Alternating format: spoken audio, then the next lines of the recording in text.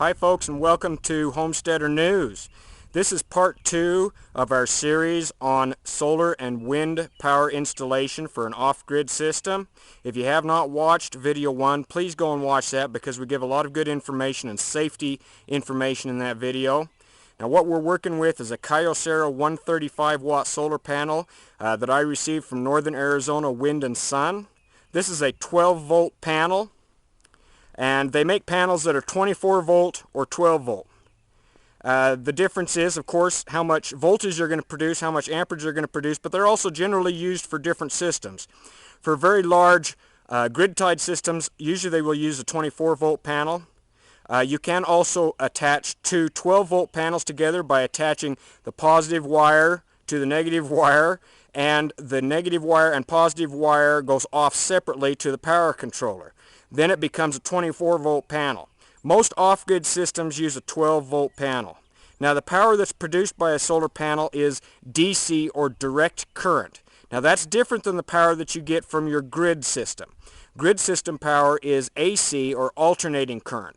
The difference is direct current is one solid stream of power that goes through the wires. In alternating current, it's pushed through in pulses, small pulses of power. Now the reason that we don't use direct current for a grid system is because it would require extremely large wires in order to carry that much power. Otherwise the wires would heat up too much. So we use an alternating current system for the grid systems, but for solar panels we use a direct current, a DC system, and these 12 volt DC panels are what is generally used in off-grid applications. Now what I've got here is just a setup so that I can show you the equipment that we're going to be installing. Now this is just for demonstration. I do not recommend you wire your system like this for a permanent application. Only done this just for a demonstration so that I can show you some things, because I've got some bare wires sticking up and that's a no-no always. So I've only got those out there so that I can show you the current that's produced by these panels. Now we just happen to have a real cloudy, stormy day. It rained like heck yesterday. And so generally we would want to put this out on a sunny day, but I thought, you know what, if I put it out here on a cloudy day, you can see that the panels still produce quite well even under low light conditions. These multi-crystal panels are designed to collect as much light possible. Even in a cloudy condition where you might not even be able to see the sun, the panels are still producing. Okay, so what I have here is I've taken those plug-and-play adapters that the panels came with. I took those off because I don't use those with my system. They just unscrew. They're meant to be taken off if you're not going to use those. So I've unscrewed those, and I just have the wires sitting here. I've identified the positive and negative wire, and I'm keeping those separated, of course, so they don't spark. They look closer than they are together, but they're actually quite far apart here. Don't want to get those anywhere near each other. Now, I've attached some 8-gauge wire to those two wires, and then it's attached to the power controller. Now this power controller is made by Blue Sky Energy. It's a 25 amp 2000E solar boost MPPT power controller. MPPT power controller stands for Maximum Power Point Tracking Power Controller. It has a digital display on it. Now you can see the numbers that it's reading out there in the digital display. Right now I've got it set to tell me how many amps is coming out of the solar panel. It's producing 1.8 amps. Okay, not very high. Solar conditions aren't so great. That will jump back up as the sun gets back up higher. Now you can see it kind of jump there to 1.9, then it'll jump back down. It'll go back up. Now we also on this digital readout we can switch the switch here, and we can see the battery voltage, and you can see that this battery is full at 14 volts. Okay, now you say, what, 14 volts? I thought it was a 12 volt system. Batteries, like you can see we have down there, are designed to actually hold more voltage than 12 volts. They generally, the top out amount is 14 volts. Okay, so even though it is a 12 volt system, what that means is that's the average amount of power coming out of it, not the maximum amount of power coming out of it. 14 volts is the maximum amount of power. And the reason they charge them up that high for a 12 volt system is because over time your batteries will generally just lose some power through the wire system. And so by having it at 14 volts, if it loses a little power, you'll still be able to operate 12 volt equipment. So they're designed for that purpose. Now back to the power controller. They make two different types of power controllers. They make one that is just a regular shunt controller. They're generally a lot less expensive. I have two of those on my cabin. I've been using them for quite a while. I wanted to upgrade because an MPPT power controller like this can produce about 45% more from your solar panels, especially during the wintertime, and about 15% more during the summer, because it does track exactly how much voltage and amperage is inside the battery. Then it will trickle charge that battery to keep it completely full. It's a lot more precise on keeping the battery charged back up. It also, because of the way that it pulses the charges into the battery, it loads the battery much, much deeper. And we're going to talk about batteries here in a minute, but a battery is a lot like an empty container that you're pouring sand into.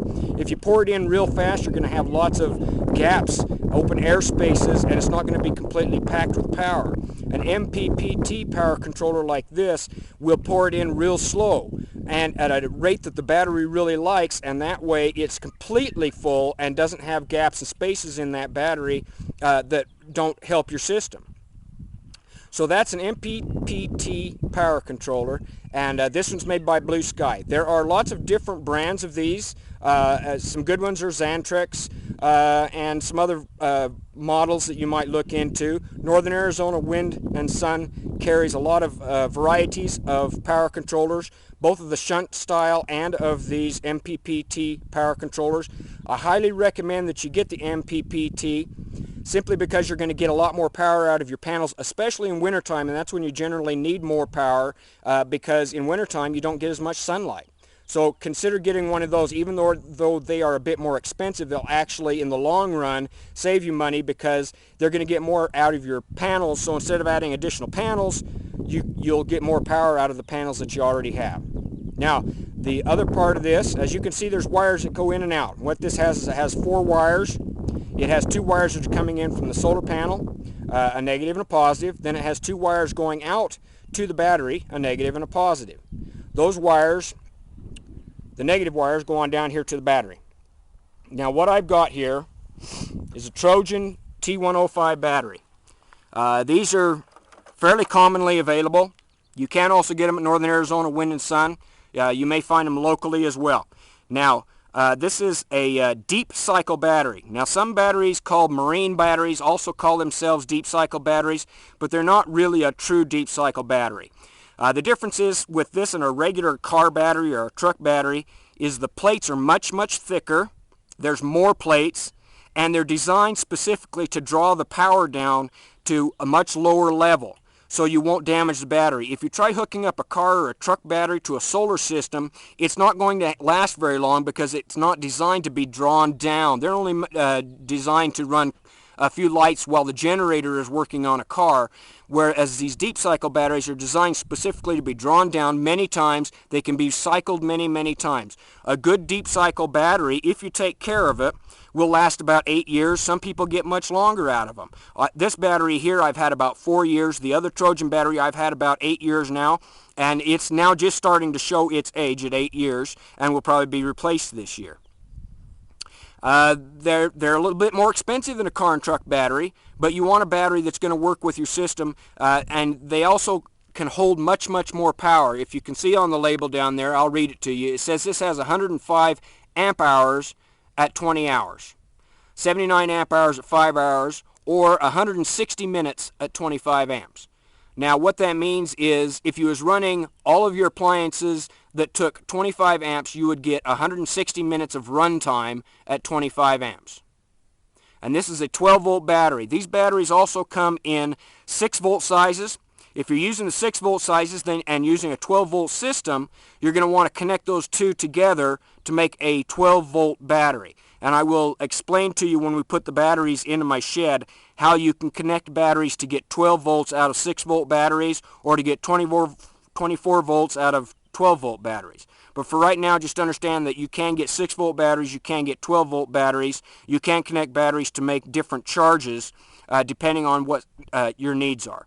Now you can see that they come with a positive and negative post like regular batteries, but they also have these little teeny posts on the tops of the batteries, And those are specifically designed for attaching your wires to. That's a lot easier than trying to attach them to those great big posts. And what I have is I have the negative and positive wires attached from the power controller, and then I have these cables that look like battery cables, and they have the same kind of connection. This is just a temporary setup. So what I've got is these that hook into the inverter, and that's the next part. I've got a positive cable and a negative cable that goes up to the inverter. Okay, the battery connections, the positive and negative, come up to the back of this unit, and this is called an inverter. And this is an XL Tech XP 600 watt, or 600 watt power inverter. And this is a pure sine wave inverter. They make different types of inverters. They have a general inverter that is not sine wave, that are generally less expensive. They're the type that you see in automobiles and RVs sometimes to power small equipment. The reason I chose a sine wave inverter is because I run computers and some high-tech equipment sometimes in my cabin. The pure sine wave inverter won't interfere with the operation. You won't get a flicker of power that can sometimes mess up expensive electronic equipment. They are a bit more expensive, but they're worth it if you're going to be running computers and high-quality TVs and things like that. I have used the cheaper inverters without a problem on all my equipment. I just decided that it's time to upgrade to a pure sine wave inverter. Now on the back side of these, you can just see they have a couple of posts that hook to the battery, and then they have some additional posts down there if you want to run some power directly off the back of this system. They have a ground, neutral line, and some other lines down there if you want to run something off of the back of that system. But what they're hooked into on the front of this, you can see that they just have two AC power plugs. Okay, and the only other thing it has a light, which you can probably see down there, and it has an off and on switch, and it has a fan. Okay, if the unit gets hot, the fan works on temperature. It senses the temperature. If the unit gets hot, that fan will kick on and keep the unit from heating up. Now we recommend that you keep your inverter outside. This will be inside my shed here where it stays cooler.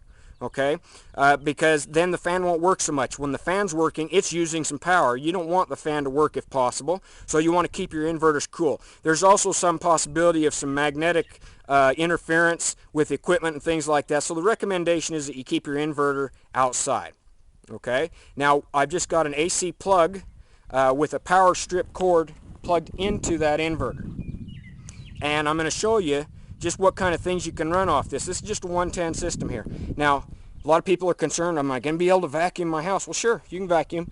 This is just a Eureka, the Boss vacuum here. And as you can see, it works just fine, runs just fine off a 12-volt system converted into AC.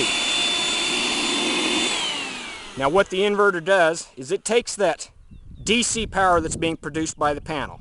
Remember, we talked about direct current. And it converts that into AC power, alternating current, the same as what your house appliances all run on every day. It's the same exact power. It's designed for that.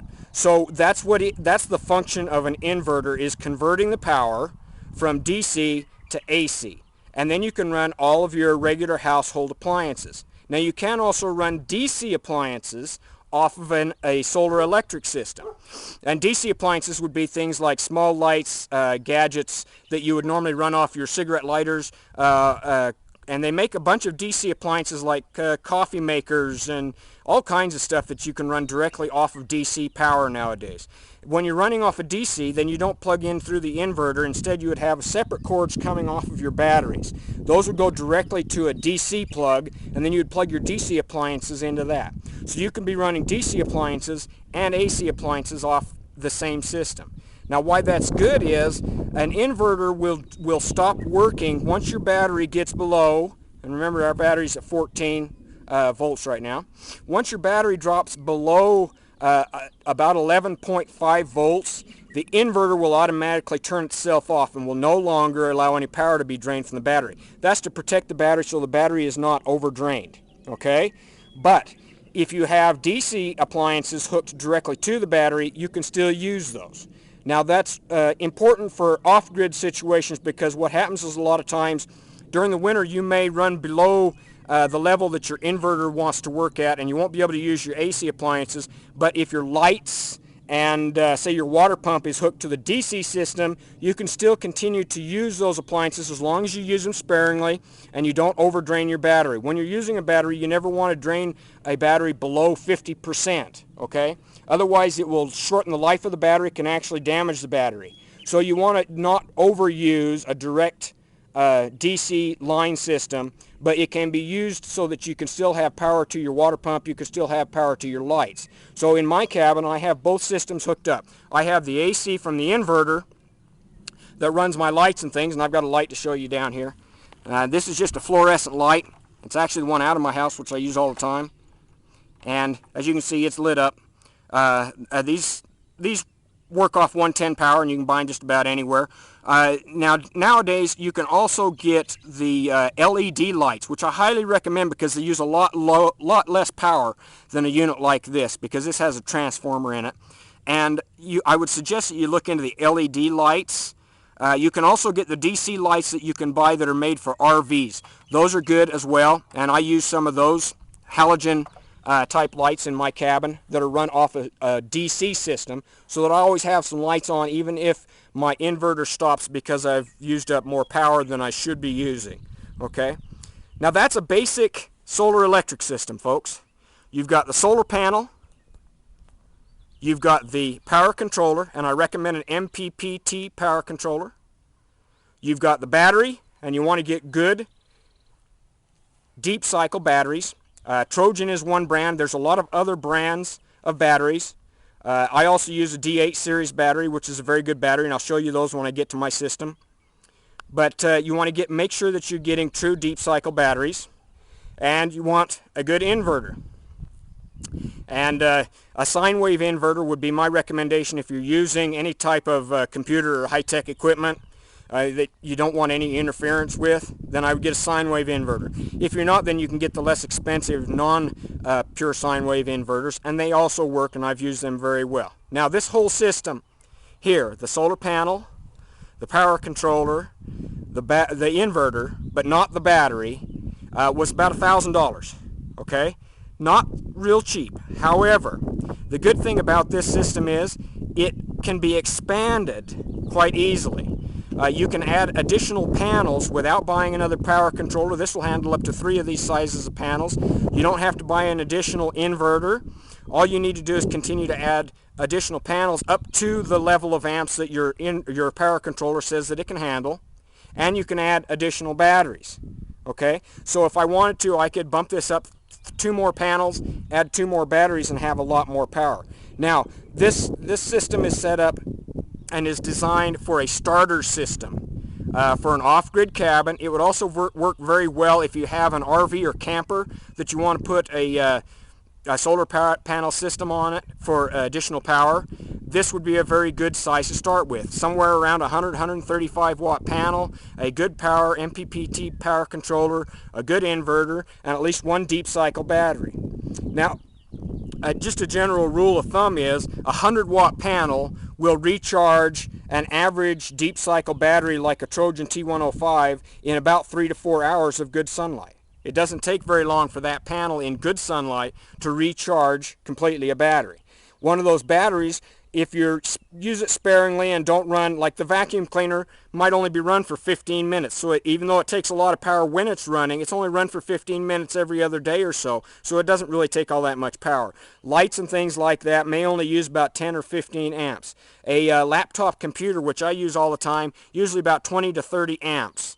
Okay, TVs, the new flat screen LED TVs, or LCD TVs, whatever they call them, they don't use very much power, usually about 50 to 70 amps. Not very much. So you can get by with equipment that doesn't use a lot of amps off of just 1 or 2 deep cycle batteries, and you probably wouldn't even run out of power. Now, if you're getting into equipment that uses a lot of power and you're going to be running it all the time, then you're going to want a larger system of this than this. That's when you would start expanding panels. This is a good way to start, though, if you just want to get started with solar panels on a off-grid application, and then you can increase it as your needs increase and as you have the money, which is what I had to do. I started with just 1 panel and 1 deep cycle battery and a shunt power controller, and I lived with that for 2 years. As I started to want to need more, as I added to my computers and my TVs and things like that, I wanted a little bit more power, then I added more to my system. Now currently my system is 570 watts. When I add this panel, that's going to increase it. And you can get an idea of my system up there. And I'm going to take you up on the roof, and I'm going to show you exactly what my system consists of up there. And we're going to be adding this panel into this system, and I'm going to be rerouting my wires over to my shed, and that's going to be my solar shed where all my equipment is going to be stored. I'm going to be taking my batteries off of my porch where they've been stored. I'm going to put them in here. I'm going to run all my wire runs from the house to the shed, and that way everything's nice and protected in there. The power controller will be in there, the batteries will be in there, the inverter will be in there, the panel will be up on top of the roof. So that's the next step, folks. I'm going to take you up on the roof and show you what I got up there.